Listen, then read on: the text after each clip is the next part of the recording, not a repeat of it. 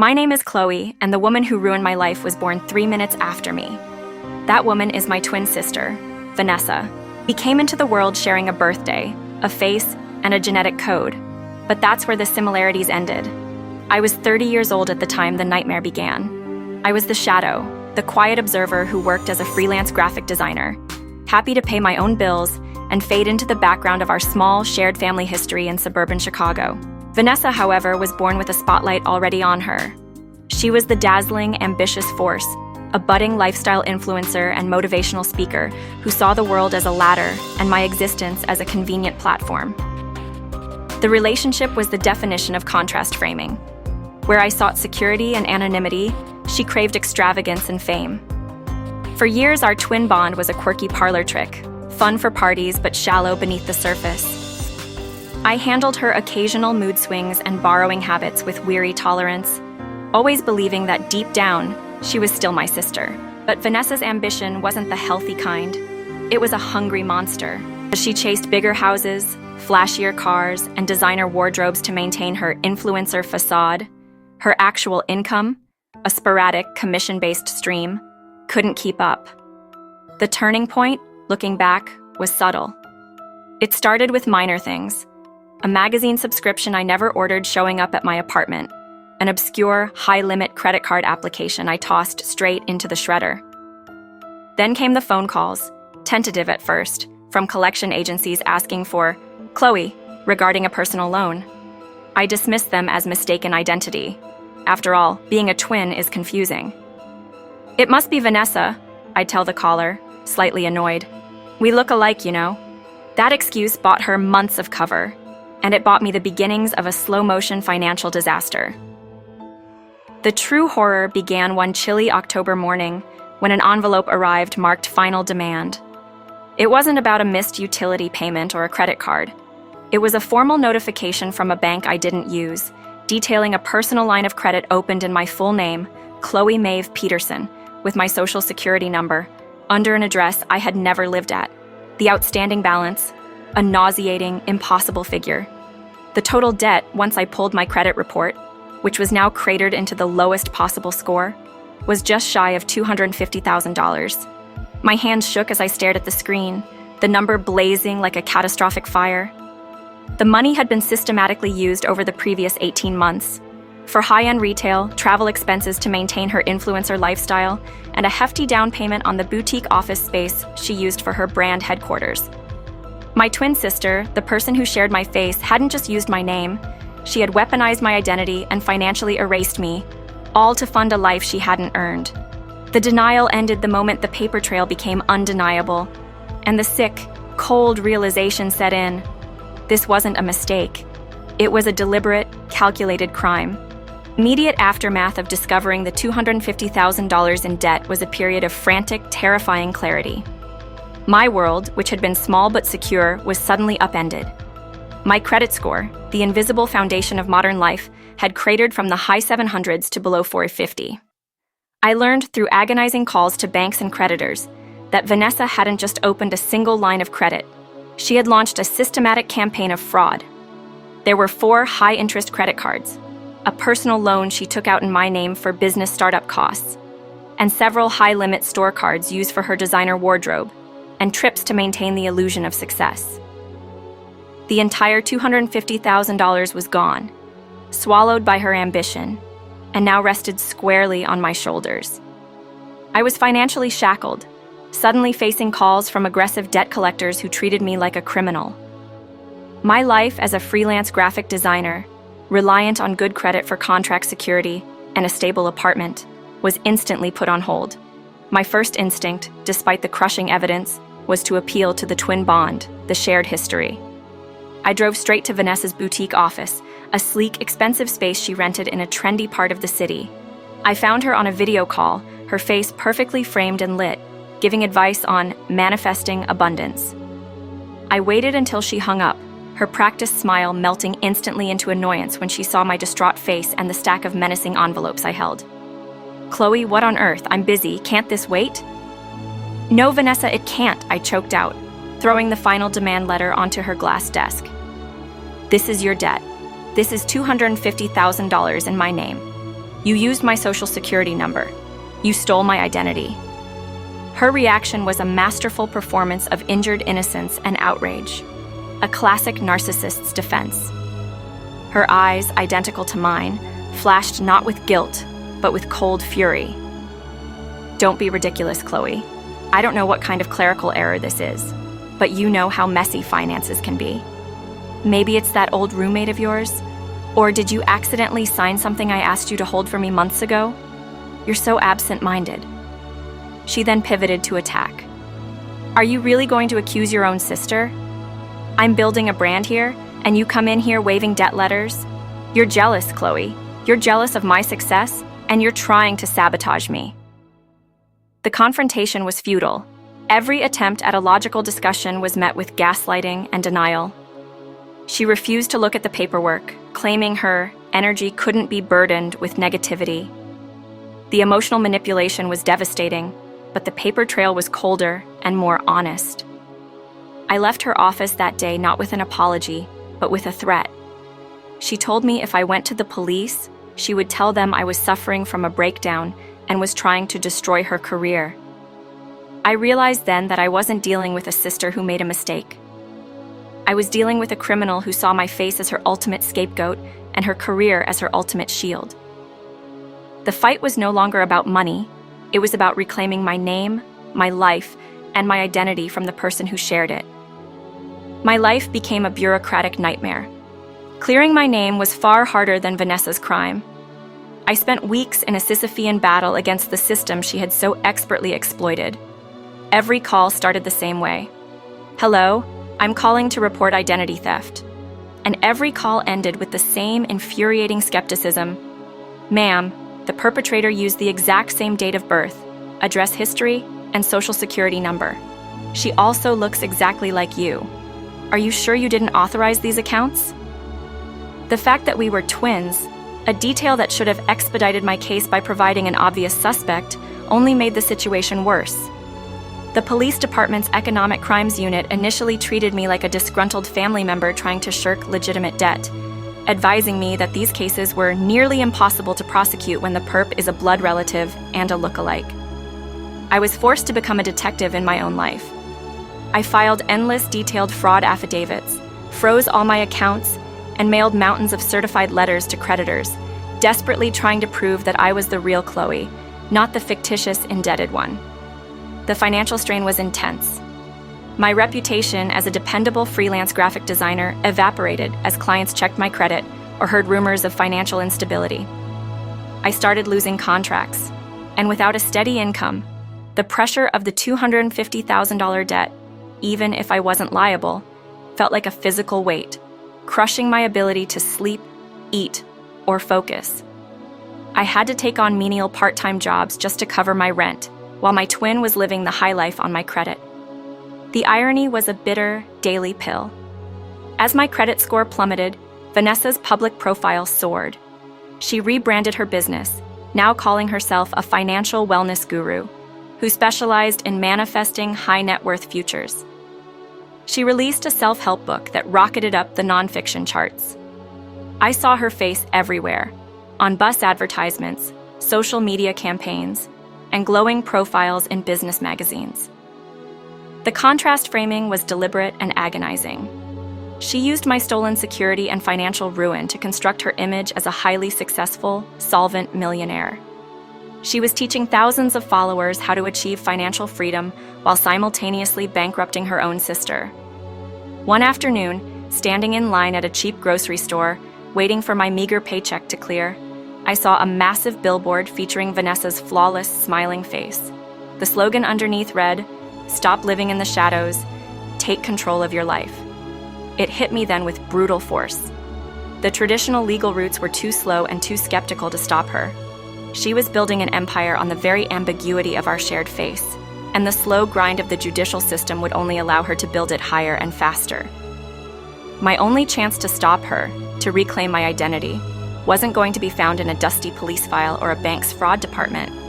It had to be a public, immediate explosion, a moment that would shatter her carefully constructed facade and prove to the world that the financial wellness guru was actually a criminal built on lies and stolen identity.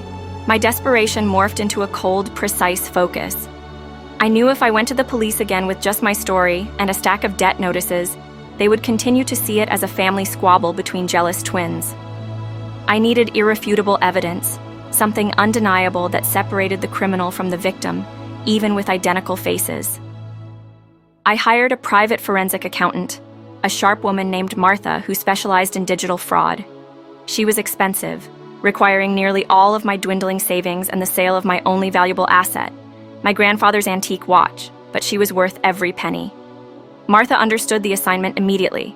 We weren't just proving a debt existed, we were proving intent and location. Our breakthrough came from the digital trail. While Vanessa was careful in her public life, she was careless with the details of her theft. Martha cross-referenced the geolocation data from the fraudulent credit card transactions with Vanessa's public Instagram check-ins. Bingo. One of the high-limit cards, used to purchase a $10,000 designer handbag, was swiped at a Chicago boutique exactly 3 minutes after Vanessa posted a selfie from the dressing room tagging the store. More damningly, the IP addresses used to open the fraudulent online accounts in my name were traced back to her office's static IP address, the same one she used for her financial wellness guru webinars. The final, crucial piece was an email, buried in a neglected cloud storage account she'd created in my name. A scanned copy of my birth certificate and social security card, which she had apparently photographed months prior, listing them as insurance in the file name. The evidence was now a polished, diamond-hard weapon, forensic data proving she was physically at the scene of the crime while swiping cards in my name, and digital proof she possessed the documents required for the identity theft. The $250,000 wasn't just debt, it was a paper trail of her greed, signed with my identity. The emotional toll of compiling this dossier was immense. Holding the evidence, proof that my sister had systematically dismantled my future to build her own flimsy, glamorous lie, felt like gripping a shard of broken glass. My grief over the lost sister was now completely overshadowed by a fierce, protective rage for the Chloe she had tried to erase.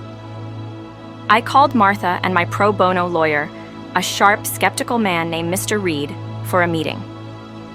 Mr. Reed looked at the evidence and finally nodded, his skepticism gone. "We have a case, Chloe. A very strong case. We can file charges immediately." But filing charges was still slow. It meant months of court dates, motions, and headlines that would simply read, "Twins fight over money." Vanessa's fame would keep her relevant and protected. Then, the universe handed me the ultimate platform for justice. Vanessa announced her career's biggest moment, an exclusive, live, prime-time interview on a major national morning show to celebrate her book's success. The realization hit me like a bolt of lightning. I didn't need a courtroom. I needed a camera. The contrast demanded a public spectacle. To reclaim my identity, I had to expose her crime on the exact stage she used to legitimize her lie. The news hit me via a pop-up ad on my browser, an unavoidable, brightly colored banner announcing Vanessa's ultimate career milestone. She had landed a coveted spot as a featured guest on The Daily Ascent, a highly rated national morning talk show known for launching lifestyle gurus into superstardom. The segment was titled, "From Budgeting to Billions, How to Manifest Your Best Financial Self," a grotesque irony that made my stomach clench. The show was live, broadcast to millions of homes across the country, and scheduled for the following Friday. It was her moment of ultimate validation, the culmination of years spent lying, manipulating, and ultimately stealing. And it was my perfect, terrible opportunity. The contrast between our lives at that moment was the sharpest frame I had ever witnessed. Vanessa was preparing for fittings, hair, and makeup, rehearsing polished sound bites in a lavish dressing room. Her appearance was the final step in cementing her image as a legitimate, successful expert. Meanwhile, I was still huddled in my cramped apartment, the air conditioner whirring, surrounded by stacks of debt collectors' letters, fighting to keep the electricity on. My own talent, my design skills, were wasted on menial online tasks just to pay the bills, a direct result of the $250,000 burden she had placed on me. She was ascending to the national stage. I was facing financial oblivion. I spent an entire night staring at her promotional picture, a glossy, triumphant face that was identical to mine, yet felt utterly alien. I realized then that taking this to court wouldn't just be slow, it would be ineffective against the power of her carefully crafted narrative. She would simply spin the civil case as sibling jealousy or a misunderstanding of a complex family loan. But if I exposed her crime live, on the very platform she intended to use for her crowning glory, her credibility would be instantly and permanently incinerated. The medium of her triumph would become the instrument of her ruin. My lawyer, Mr. Reed, was initially resistant. "Chloe, it's risky. Security will remove you instantly. We need to follow due process." But I insisted, showing him the forensic proof again. "Due process moves at a snail's pace, Mr. Reed. Vanessa moves at the speed of light. She's reaching millions. We need to reach them first. The public spectacle is the only thing fast enough to stop the spread of her lie and her career." I knew the risk: potential arrest, public humiliation, and the absolute destruction of any relationship with my family who might still side with her. But the twin identity, the very thing she used as her weapon, was also my ticket in. I began my plan with a quiet, ruthless efficiency that surprised even me. I used my graphic design skills to create a presentation board, meticulously summarizing the forensic data, side-by-side screenshots of her social media check-ins and the corresponding fraudulent transactions in my name. I compressed the entire story: the $250,000 theft, the forgery, and the proof of location, onto a few powerful visuals. This wasn't about shouting, it was about presenting undeniable facts. The live show was set, the stage was built, and I, the quiet twin, was about to step out of the shadow and deliver the most devastating truth of her life. With the TV debut date looming, the planning phase was a masterclass in covert execution. I knew I couldn't just rush the stage. I needed a strategy that would ensure I got airtime and that the revelation would land with maximum force before the cameras could cut away. Mr. Reed, my lawyer, shifted from skeptical advisor to tactical partner. He wasn't thrilled with the public nature of the plan, but he understood the necessary contrast framing. Vanessa's highly public deceit demanded an equally public reckoning. Our core challenge was access. Vanessa was a featured guest, and security for the Daily Ascent was notoriously tight. My secret weapon, again, was the identity we shared. I used my graphic design skills to craft a remarkably accurate, but false, behind-the-scenes crew pass that matched the production company's standard issue. I dressed in nondescript black clothing, the universal uniform of any stagehand, and perfected the art of looking busy and invisible. I also relied on a small hidden network of contacts. One of my former college roommates worked in promotions for the network, and after a tearful confession, she agreed to help me get close to the studio entrance, feigning a delivery drop-off. The real genius of the plan lay in the presentation of the evidence. I didn't want to just scream accusations. I needed an undeniable visual aid. I printed 2 copies of the forensic summary onto large, high-resolution foam core boards. These charts were simple, clean, and devastating. One showed the timeline of fraudulent transactions synced with Vanessa's public movements, and the other showed the total debt, $250,000, with the fraudulent account numbers clearly visible in my name. I would conceal these boards inside a flat, oversized presentation case, ostensibly a portfolio of designs, and carry them with me. The final element was the timing. Vanessa was scheduled for the 8:45 a.m. segment. I tracked the show's internal flow, learning that the hosts typically left their seats to walk their guests to a small secondary interview area just before the final commercial break. That was the crucial moment of vulnerability, the small window when the camera crew would be shifting focus, and Vanessa would be momentarily isolated from her team.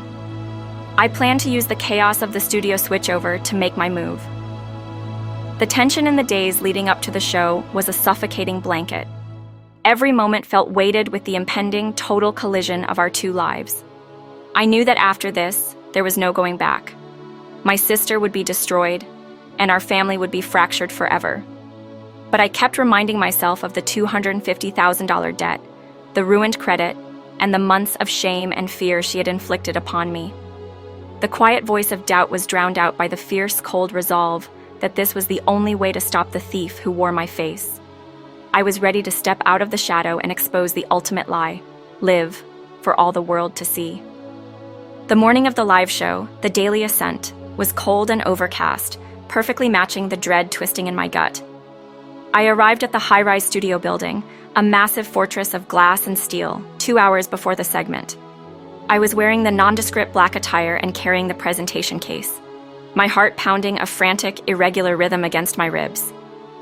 Using the fake crew pass I'd meticulously designed, I nodded confidently at the first security checkpoint, mimicking the weary efficiency of someone who belonged there. The disguise worked. I was waved through, a ghost slipping past the gatekeeper. Inside, the studio was a hive of organized chaos. Lights, cameras, and dozens of crew members swarmed, preparing the vibrant set. I found a strategic shadowed corner near the main interview area and waited. The air was thick with the scent of expensive hairspray and adrenaline. I watched Vanessa arrive, ushered in by her PR team, looking every inch the successful guru. She was radiant, her makeup flawless, her custom suit screaming affluence and authority. The sight of her, so utterly confident in her deception, fueled my resolve. The contrast was palpable. She was the bright star about to ascend. I was the dark, necessary force of gravity, about to pull her back down to earth. I had planned for every contingency, but the emotional reality of the moment was nearly overwhelming. I retreated to a quiet hallway during a commercial break, pulling out my phone. I reread the texts from my lawyer. Stick to the facts, speak clearly, get the boards visible, don't engage emotionally. Easy to say, impossible to feel. I scrolled past the hundreds of bank notices, the $250,000 debt that had annihilated my life, and then paused on a picture. A childhood photo of Vanessa and me, matching pink dresses, gap-toothed grins. We were inseparable then. That image brought a fresh wave of grief. Was I doing the right thing?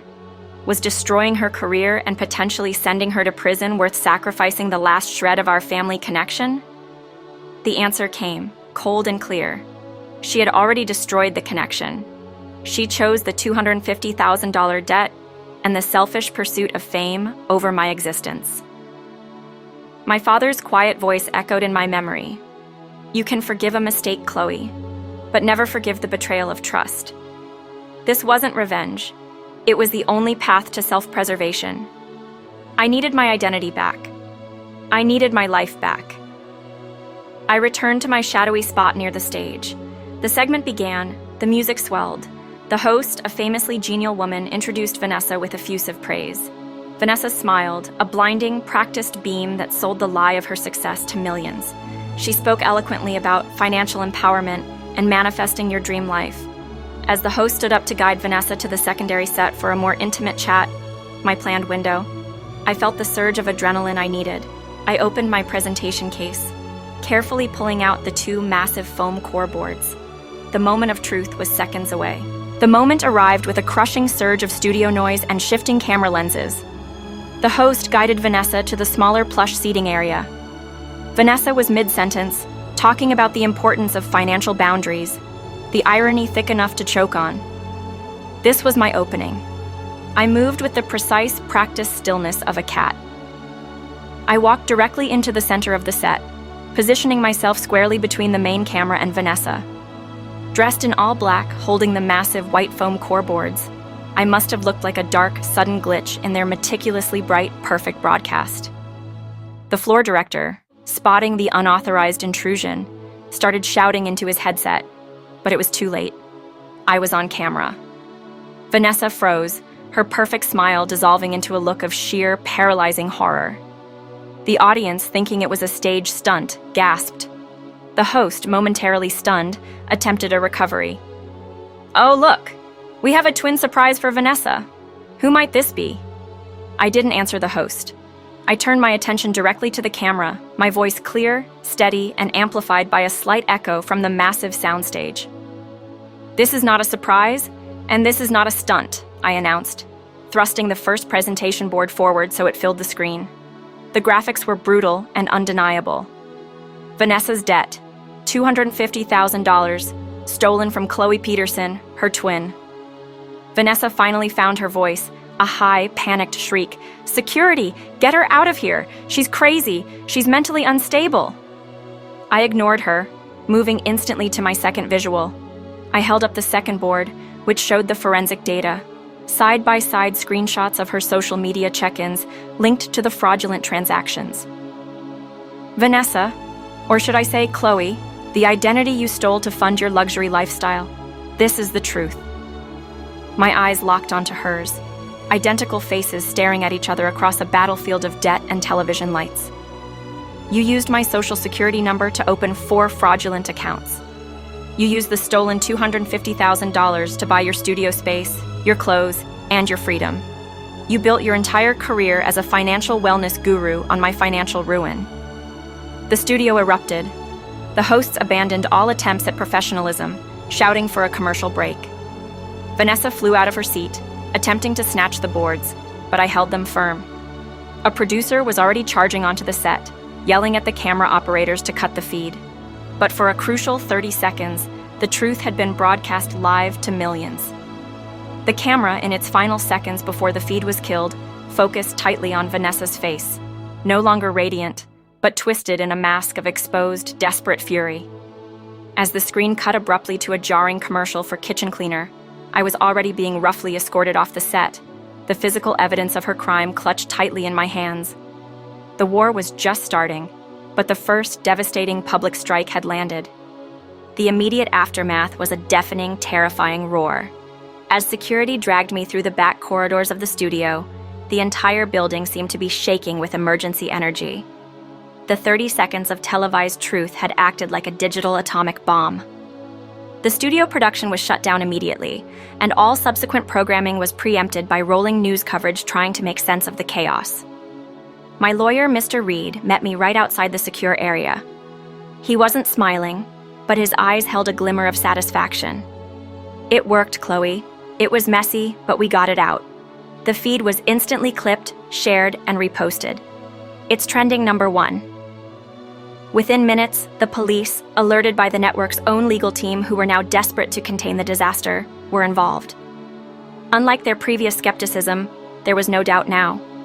The combination of a live public accusation and the undeniable forensic documents I had presented instantly elevated the case from a family squabble to a high-profile felony fraud investigation. The image of the 2 identical women on screen, one perfectly composed, the other screaming in fury, was a visual hook the media couldn't resist. Vanessa's carefully constructed world imploded in real time. Her financial wellness guru brand, built on a foundation of stolen credit, evaporated. The phone calls started instantly. Her publisher pulled her best-selling book from shelves. Her corporate sponsors issued frantic statements distancing themselves, and her scheduled appearances for the rest of the year were canceled. She was arrested right there in the studio green room, still wearing her designer suit, the same suit she likely paid for with my $250,000 debt. The cruel, perfect contrast was complete. She went from national expert to nationally exposed criminal in under an hour. I was taken to the precinct, not as a suspect, but as the victim, finally, after months of being treated with suspicion. I spent hours with detectives, providing my formal statement and handing over the phone boards, which were immediately logged as key evidence. The relief was a strange, dull ache. It wasn't the joyous burst I expected. It was the quiet, profound satisfaction of seeing justice administered. The public humiliation was painful, yes, but it was her pain now, not mine. The shame she tried to load onto me was finally returning to its rightful owner. The emotional burden, however, remained. I had achieved victory, but at the cost of the absolute destruction of my sister. Standing in the police station, watching the news reports flash her mugshot on a small TV screen, a face identical to mine, but holding a look of sheer, terrifying avarice, I felt an intense loneliness. The public knew the $250,000 fraud story, but they didn't know the silent, inner truth, that revealing her crime had been the only way to save myself from an irreversible financial and emotional ruin. The spotlight had been turned on, and now it was time for the slow, painful process of rebuilding my life in its harsh glare. The chaos of the live reveal settled into the grim, grinding reality of the legal system. Vanessa faced multiple felony charges for identity theft and fraud. Her attempt to use her twin status as a shield had failed spectacularly, turning the shared face into the ultimate proof of her deception. The evidence was simply too public and too irrefutable. She eventually accepted a plea deal, avoiding a long prison sentence but receiving 5 years of supervised probation, mandatory restitution payments, and a court order permanently barring her from working in any capacity related to finance or public trust. Her glittering career was over, replaced by the permanent stain of a criminal record. She was completely, justly ruined. For me, the struggle shifted from offense to defense. With Vanessa's criminal conviction and the irrefutable evidence from the forensic audit, the long, painful process of clearing my name finally began in earnest. The legal process allowed me to file a federal identity theft claim, which, coupled with the conviction, forced the major credit bureaus and creditors to acknowledge the fraud. I spent the next year methodically contacting every single one, submitting the police reports, the court documents, and the detailed forensic proof. Slowly, account by account, the $250,000 debt was erased from my name. It was an arduous, tedious recovery, but with every successful deletion, I felt a piece of my stolen identity returning. My credit score began its slow, steady climb back toward solvency. The consequences were profound. My relationship with Vanessa was severed completely. The woman I saw on the screen, the screaming, desperate criminal, was no sister of mine.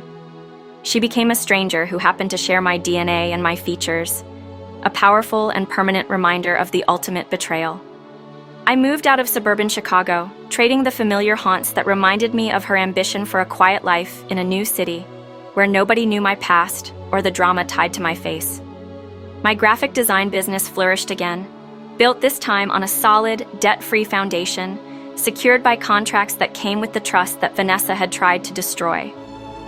My final reflection, a year later, was a meditation on identity. Vanessa believed that a shared face meant a shared license to succeed, even if one had to steal the foundation from the other. She valued the external, the image, and the fame. I learned that true identity isn't the face you present, but the integrity you hold when no one is watching. The theft of the $250,000 was the lowest moment of my life, but the public, dramatic reveal was my necessary act of self-reclamation. It taught me that sometimes, to save yourself, you must be willing to burn down the entire stage, even if the person engulfed in the flames is your own flesh and blood. The chaos was necessary. The victory was total. The freedom, finally, was mine.